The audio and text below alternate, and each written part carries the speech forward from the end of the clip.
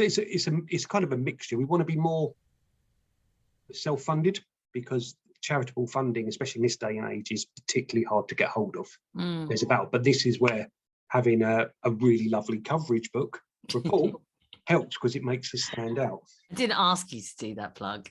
Absolutely not. There was no exchange of cash around envelopes. I mean, let's get to the report though, because that is why we are talking. It is something that stood out to us when we see PR reports. They do vary. You know, there's some big global campaigns that we see. There's some local campaigns, but it was the real mix of, it looked different. There was different content for different types of people. It obviously wasn't created to be sent to a PR director or even just a marketing director for that note, and that's what we normally see with the coverage reports. So who, you said it's really important to have your results in one place.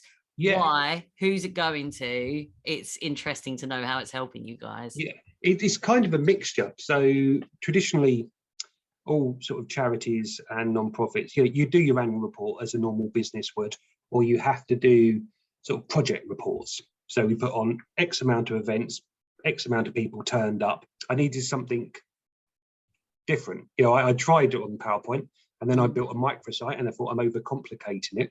And I think I remember telling you, strangely enough, I was in a hot yoga session trying to zoom out, and I was thinking, how can I sort this out? How can I sort that? And it just came to this like CoverageBook, which I was kind of aware of you guys from my previous life. And I thought, can it work?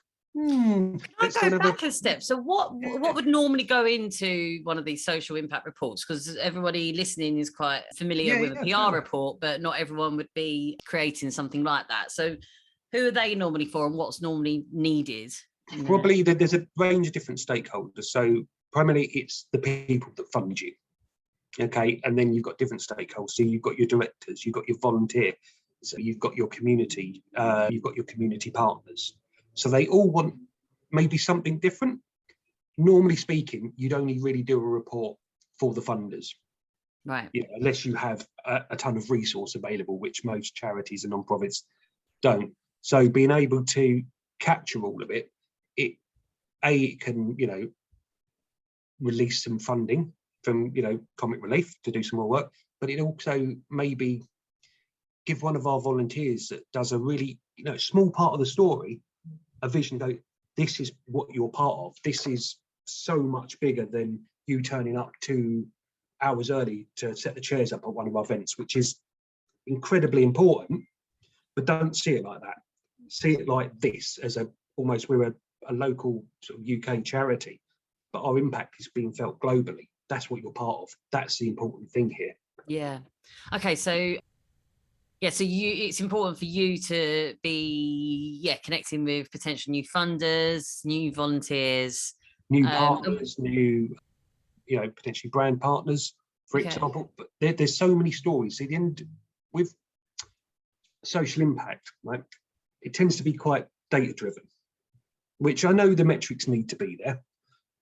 But the metrics... Well, we noticed those metrics at the top of yours, because it's like the human story, but then there was a big block of so many custom metrics that you'd included. It really got everyone's attention. So we have to do a benchmark report. So for every event, it will go, simple thing, how lonely are you?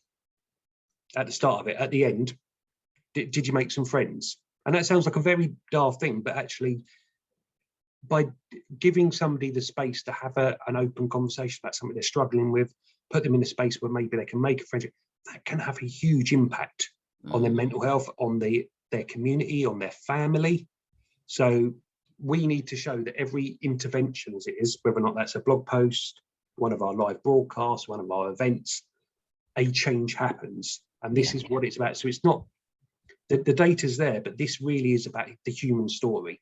So that's where we need to build on it and give a platform for those stories to be shared, because you might see some great metrics and you go, oh, that's kind of nice.